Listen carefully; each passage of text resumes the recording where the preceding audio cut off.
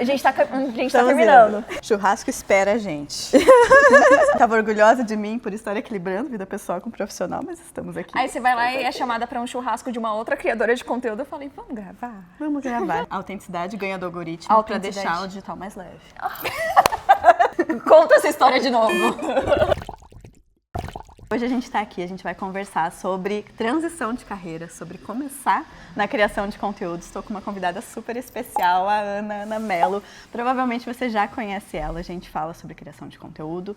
E hoje vamos falar sobre como que é começar na internet, como que é tomar essa decisão, como que foi esse processo, como que você criou coragem, como que você soube que a criação de conteúdo seria uma carreira para você. Muita gente que acaba entrando no mundo da criação de conteúdo não entende que existe a possibilidade de você deixar talvez uma coisa que você não esteja feliz fazendo e poder viver daquilo que está te fazendo feliz. Eu fui uma delas.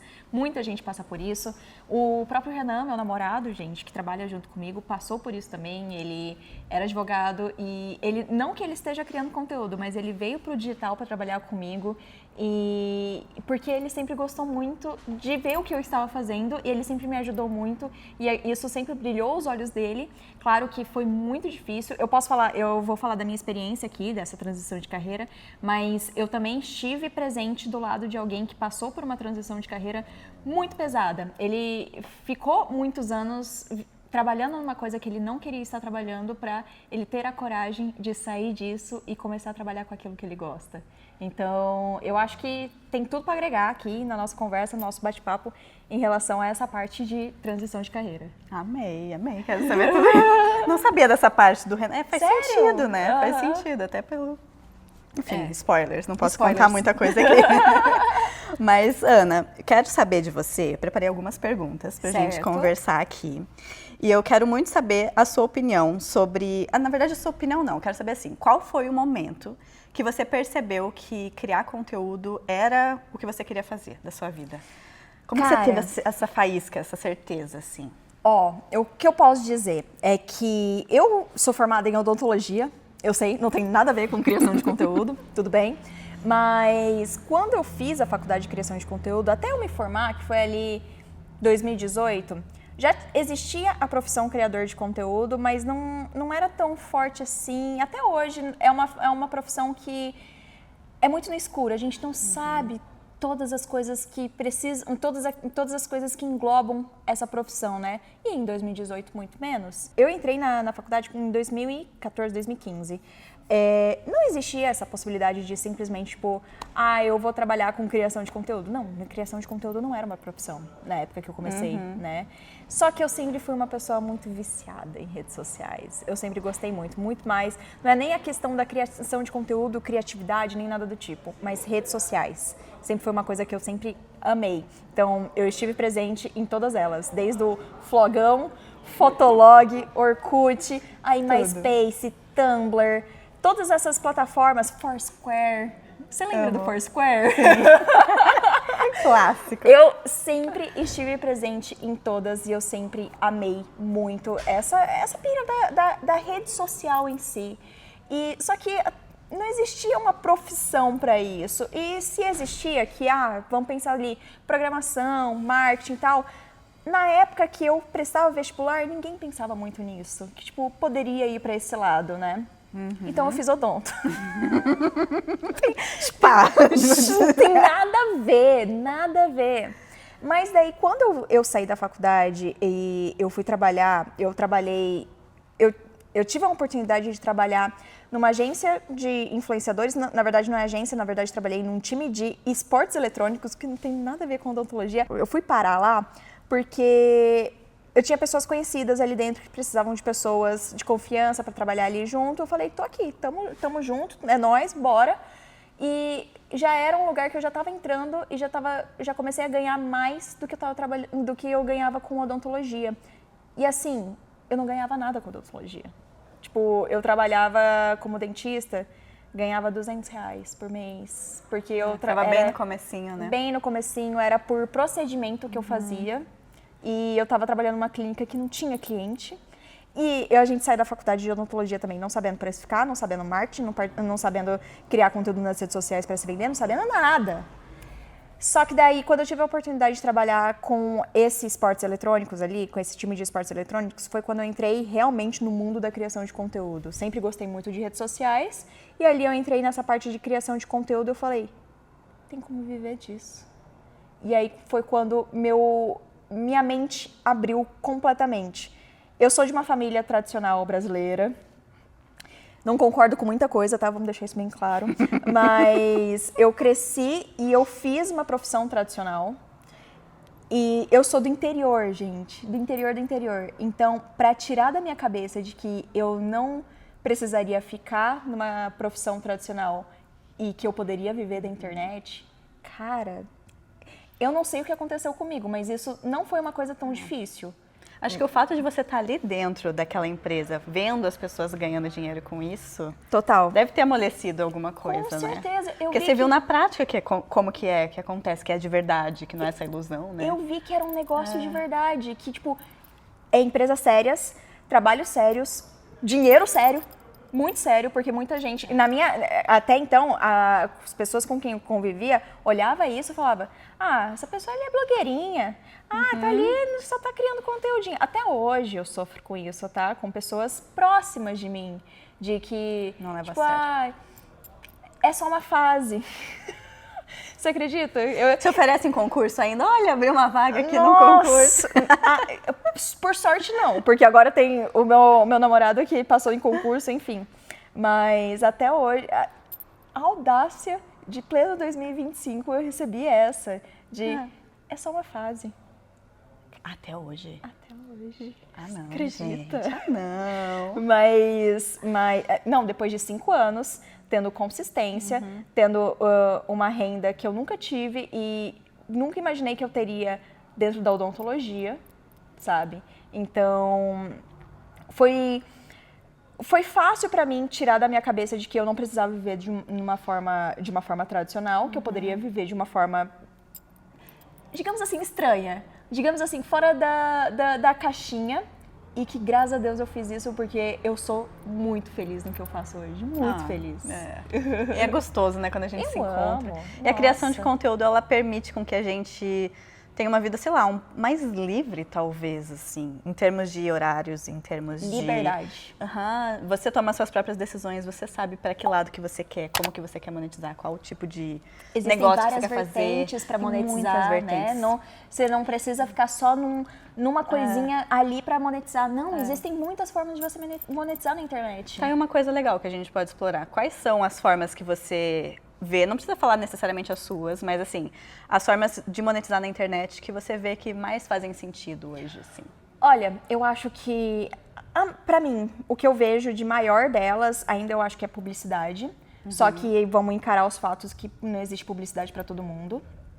Você tem que ter uma carreira estável dentro da criação de conteúdo, tem que estar consolidado como criador de conteúdo para que uma marca confie em você e não necessariamente se importe com os números que você está tendo. Claro que número sempre é muito importante para a entrega que você está tendo ali para a marca, mas muitas vezes a marca está te contratando pela sua autoridade, né? Pela influência, comunidade. Pela influência, exatamente. Então isso é uma coisa muito importante e é uma coisa difícil de conseguir hoje em dia.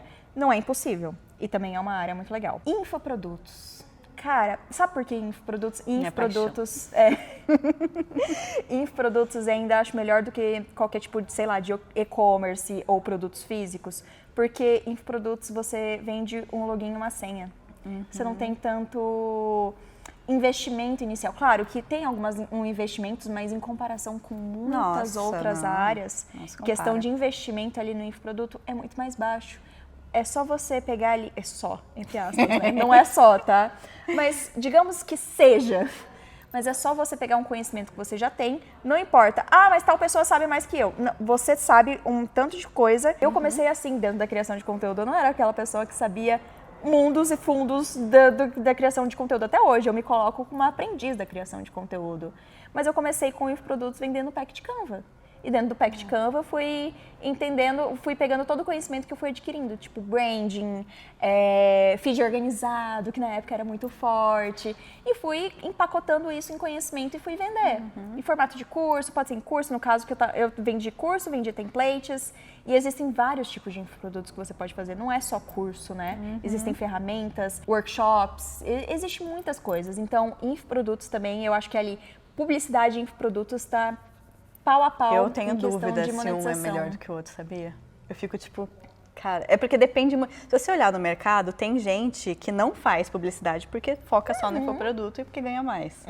E tem o contrário também, né? Acho que é muito do posicionamento também. O meu, posso falar pra vocês, que é 50-50. Tipo, 50 publicidade e 50 infoprodutos. O que é maravilhoso. No meu caso, por exemplo, a minha empresa é focada em comunidade, criação de conteúdo, enfim, mas eu uso muito a verba que eu consigo com as publicidades para investir no meu infoproduto. Então, assim, eu não fico no 0 a 0 e nem fico, assim, só no investindo, tipo, não ter retorno. Não, graças a Deus eu consigo ter um retorno por causa da publicidade. Entendeu? Isso é uma coisa muito boa. Mas sem contar também que existem várias outras formas também, que são formas menores, mas que são formas também muito boas, como o AdSense do YouTube, monetização do TikTok, serviços também, serviços, né? Porque totalmente. A gente esquece, mas o serviço acho que é uma das principais portas de entrada quando a gente começa no digital, né? Se começar prestando serviço para alguém, ajudando alguém a fazer alguma coisa, é o melhor jeito. Perfeito, é exatamente isso. Primeiro, um passinho depois do outro, né? Tipo, com calma. Não precisa megalomania de uma vez, né? Às vezes a gente quer abraçar muito o mundo, né? Tipo, eu entrei assim na internet, tipo, eu não pensei em publicidade, pensei primeiramente em vender serviços e depois em produtos. E eu queria abraçar o mundo. Aí era difícil, tipo, ter vários braços para várias coisas, mas não impossível. Foi o que me trouxe até aqui. Mas eu acho que isso é muito porque o mercado, ele induz a gente a pensar dessa forma, né? Vem pro digital, fazer vários dígitos em poucos dias. Vem fazer, né, ficar rico. Não é assim. Não é assim. É um passo de cada vez, né? E aí, quando a gente começa consciente, de uma forma real, né? Ajudando pessoas, colhendo resultados, comprovando que aquilo funciona. E aí, aos poucos, você vai transformando um serviço num produto. As coisas vai fazendo mais sentido, né? Com certeza. Você vai mais sólido, vai crescendo de uma forma mais sólida. Com certeza. Mais perguntas? Vamos lá. Vamos lá. Tá gostando, Luna? Essa aqui é interessante. Para quem acha que criar conteúdo é só ligar a câmera e estar nas redes sociais. É só postar um story, postar um Reels, né? E é isso. E depois o resto do tempo você tá lá, sei lá, fazendo skincare, fazendo unha, passeando no parque. O que você teria a dizer para essas pessoas? Como que é seu bastidor fora das telas? Vamos apagar essa pergunta, vamos desmotivar as pessoas? Não. Ó, vamos pensar o seguinte. Primeiro vamos dar o disclaimer. Viver da criação de conteúdo, viver do que a gente vive hoje, digamos assim, é uma posição privilegiada. Porque a liberdade que a gente tem de fazer o nosso próprio horário, o que a gente ganha, tipo, muita gente que é CLT, por exemplo, não imagina. Mas isso não significa que tudo seja flores. Claro, eu tenho certeza que a nossa profissão é uma das profissões, em comparação com muitas outras, uma das mais fáceis. Não digo fácil, não digo fácil, mas uma profissão simples, né? Em questão de coisas que precisam ser feitas. Rapidinho. Ô, TG, tá aqui. Tá aqui. Tá bom? Tá uma delícia, muito bom. Pode gravar isso aí com um bebê, então, caralho. A gente tá terminando. Churrasco espera a gente. Mas, continuando, dentro da nossa área, ela é simples, porque muitas vezes, não sei se você já ouviu o termo, mas com certeza já, one person business, né? Já ouviu por aí, né? E one person business, e realmente não é one person business. Tem pessoas ali trabalhando com você, inclusive a Luna, que está aqui atrás da gente, aqui, ela trabalha junto comigo. A gente tem pessoas que trabalham junto com a gente nesse sentido, só que assim, tudo home office, a gente faz reunião na hora que dá, não na hora que dá, mas tem estratégias, é flexível, exato, a gente é muito flexível. Só que de fato, não é uma coisa fácil de fazer. Digamos assim, por exemplo, coisas que uma pessoa que está entrando nesse mundo agora poderia ter muita dificuldade. Gravar um vídeo. Gravar um vídeo não é uma coisa simples assim. Pode parecer que é só colocar a câmera ali e gravar, mas não. Até você desenvolver essa habilidade de falar com a câmera é uma coisa muito complicada, mas não significa que vai ser difícil para sempre. Significa que você vai, a cada vídeo que você vai fazer, você vai se tornando cada vez melhor. E isso em toda a profissão. Em questão de arquiteta, fazer um projeto. O primeiro projeto é difícil, depois vai ficando cada vez mais fácil. Dentista, fazer a primeira restauração. A restauração é difícil ali no começo, depois começa a se tornar cada vez mais fácil. Isso é muito louco, né? Por que as pessoas esperam que em outras profissões você pode demorar 5 anos na faculdade, mas não sei quantos anos para ficar bom, para ter clientes, e na criação de conteúdo tem que ser de um dia para Não, outro? tem que entrar perfeito. Tem que ser lindo, maravilhoso, né? Tem um processo, né? Eu sempre pra gente falo ficar uma bom. frase que faz muito sentido, eu sempre falo isso para os meus alunos, que é: como é que você quer ser bom em algo que você nunca fez? Exato. É realmente impossível você ser excelente em algo que você nunca fez. O seu primeiro vídeo você vai odiar, provavelmente seu segundo também, o teu terceiro também. Na Talvez verdade, o seu todo vídeo que a 20º. gente posta, a gente acha que o outro tá pior, tá ruim. Tipo, Até constante. hoje. Nossa, como hoje. esse tá melhor que o outro. Porque a gente tá sempre crescendo, né? Sempre evoluindo. Exatamente. Então, assim, essa parte dos bastidores da criação de conteúdo, hoje, dá para conciliar tranquilamente não, mas dá para conciliar uma pessoa que tem um trabalho CLT e viver da criação de conteúdo também? Tem como. Tem várias pessoas dentro da minha comunidade, dentro do meu YouTube também, que faz as duas coisas e consegue fazer as duas coisas bem. Mas se você trabalha só com criação de conteúdo, coisas que tem por trás ali são coisas que pegam bastante, principalmente, a gente trabalha... Criação de conteúdo trabalha muito com ego. Ego, comparação, enfim, é muito algo psicológico. E se você é uma pessoa que se posiciona muito, às vezes um posicionamento que muita gente concorda, você pode receber muito hate. Então, o psicológico de quem trabalha com criação de conteúdo é bem afetado. Graças a Deus, tudo tranquilo, consigo lidar com todas essas coisas, mas sempre tem aquela recaída, tipo, nossa... A síndrome da impostora reina, tipo, cara, porque como a gente acaba construindo uma comunidade, muita gente chega até nós elogiando muito o nosso trabalho, falando bem da gente, e quando vem muita gente elogiando o nosso trabalho, a gente começa a se sentir de duas formas. Ou a gente fica metida e a gente fala, nossa, sou fodona. Ou a gente fala assim, meu Deus, por que essa pessoa tá falando isso pra mim? Meu Deus, eu não sou nada disso. Tem as duas coisas, né? Homem, na minha opinião, ele vai muito mais pro lado, tipo, sou fodão, quando começa a receber muitas coisas positivas. Nós, mulheres, acabamos indo pro lado de, tipo, meu Deus, será que eu sou isso mesmo? Eu não sou tudo isso, não é possível. Não, o que eu falei aqui foi simples, você que tá enaltecendo demais. Mas aí a gente cai naquela bolha, né? Quando a gente tá naquele universo, que a gente tá dentro daquele universo, o que é simples pra gente, pro outro não é. A gente esquece disso quando a gente tá criando conteúdo. E aí tem que estar sempre lembrando, né? Sempre tem uma analogia que eu gosto muito, que eu sempre uso nas minhas aulas também, que é da pirâmide. Não sei se você já ouviu falar.